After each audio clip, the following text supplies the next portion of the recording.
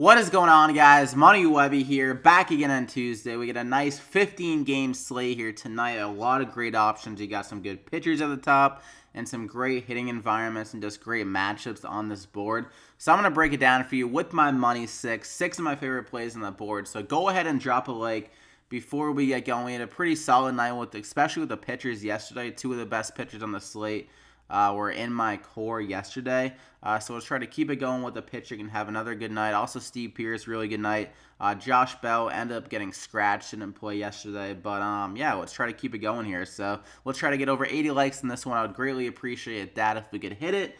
And, yeah, let's hop right into it. I'm going to go with Rich Hill with my first spot at 8,600 going against San Diego. There's a small, little concern in the back of my head. You never know with the Dodgers. He did kind of tweak his neck a little bit in his last game, so he's pulled in the fifth inning, going into the sixth inning. So there is that concern in the back of my head with Dave Richards. You never know if he gives him like a limited pitch count or something like that. But the fact he's going in back to his next start, I would imagine they were just being really cautious the last game, considering the fact that it was already through 5 innings, and they didn't want to lose him later on in the season. So if they're going back to him right away, he was fine through his bullpen session. I would figure he's good to go. And this is a great matchup against San Diego. We're kind of getting him at a discount. I'm not sure why he's only 8,600.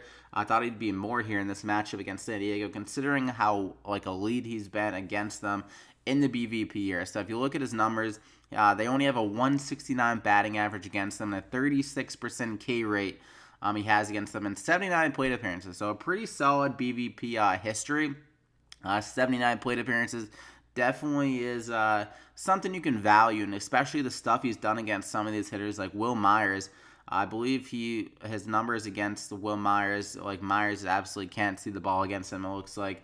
And that's kind of the one guy you really are afraid of in the San Diego lineup, especially against a lefty.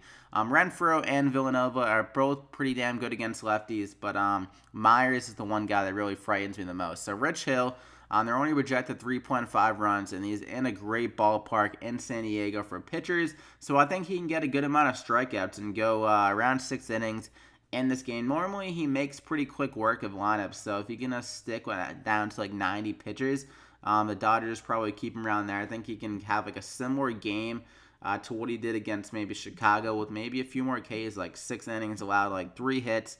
Get around the 6 to 8 Ks and just go 90 pitches. So, and he has a good opportunity of getting the win against San Diego. The Dodgers absolutely killing everyone recently, winning a lot of games. So I think they can keep that going against San Diego and get Rich Hill another win here. So I'm going to go ahead and lock him in there as my first pitcher. And for my second guy, a little bit more risky here, but the matchup is so good for De Los Santos in his first start of his career. So he's going against the Mets. If you just look at their lineup, there's no one you really feel that worrisome about. They're so banged up. They don't have Cespedes in there. Jay Bruce, not sure what he's up to. I know he's not in the lineup. You got Todd Frazier out of the lineup now, so it's just a lot of this weird, just not great hitters there. So and also Conforto hasn't been hitting the ball that well this season. So De Los Santos. At 7,500, the guy has shown some good stuff in the AAA this year. He's only allowed a 1.8 ERA. Based on the ERA, he kind of has gotten some luck on his side, but still, that's a very good ERA. I think it's the best in the minors or their instructional league, whatever league it is. I know it's very high and ranked in the minors, whatever have you. So De Los Santos, 7,500, like I mentioned, a very weak lineup, and he's ranked as a solid prospect. He does have some strikeout ability, a 23% K rate around there in the minors and the AAA, so pretty solid stuff. We know the Mets can strike out a decent amount, so De Los Santos in the Mets ballpark as well. Pretty pitcher friendly. The hitting conditions are pretty solid, but I think De Los Santos can just do enough here and have us a good start at 7,500, and he can save some money for the bat. So I'm going to go ahead and lock him in there as my second pitcher. That leaves you with 4,200 remaining per player for the hitter. So I absolutely love it. You can stack up some elite bats on the slate. So for my first guy, I'm going to go with Paul Goldschmidt at 5,900 going against Tyler Anderson. So Goldschmidt, last time he went into Coors this season, the guy absolutely went bananas. He was 8 for 16 with 2 doubles, 1 triple, and 4 home runs in 3 games of Coors. So the guy had almost like a 20-game span of hitting with those extra base hits in the 3-game series in Coors last time out. So, like, he's very good here in Coors. We know he's great against left-handed pitchers, so I think he can honestly go yard here in this game and just have a huge game. We know that Arizona are projected for around 5.5 runs. This guy has a lot of RBI opportunities in his spot in the lineup, so I'm going to go ahead and lock him in there. Great matchup for Paul Goldschmidt. For my second guy, another lefty smasher in the same lineup, A.J. Pollock at 5,400. Going against Tyler Anderson here. So Pollock, like I said, nasty against lefties. He has a 389 ISO this season against them and a 436 WOBA against lefties. So very elite against them.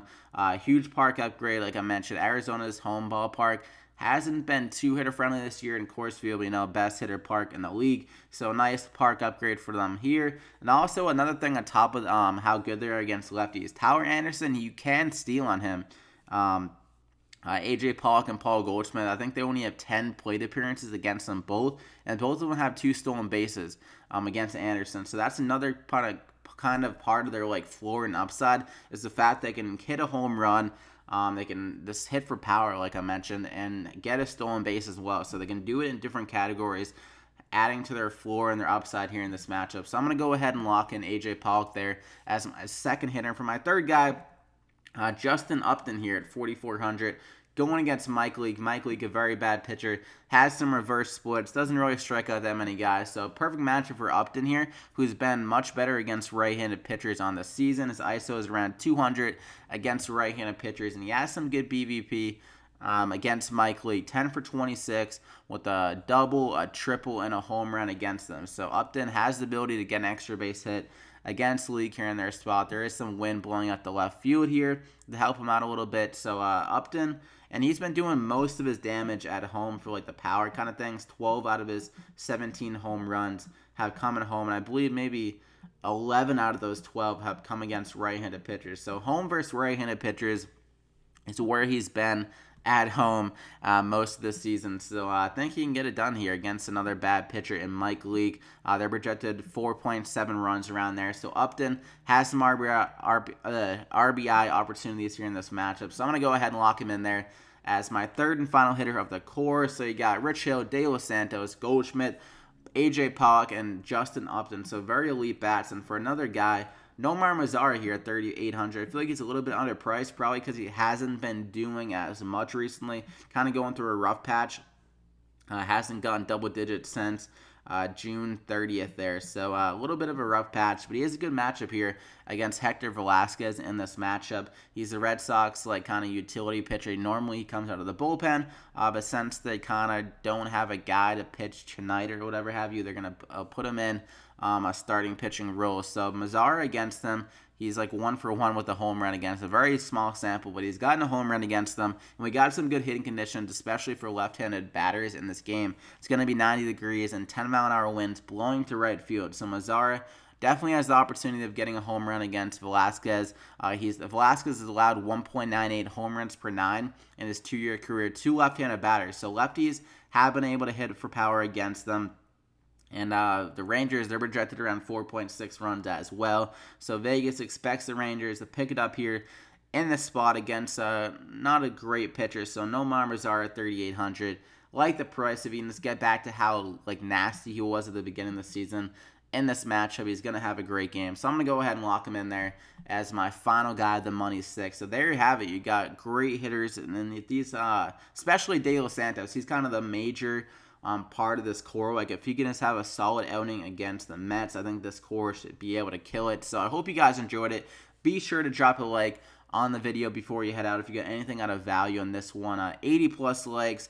I would greatly appreciate that. So thank you so much if you could drop a like and hit that subscribe button as well to get these winning plays every single day. If you happen to be new here, if you haven't yet, and you can hit that bell icon next to the subscribe button and get alerted every time I upload these videos. So good luck tonight, guys, on this 15-game slate. Hope you win home. Hope you take home some money. We'll see you back here again next time.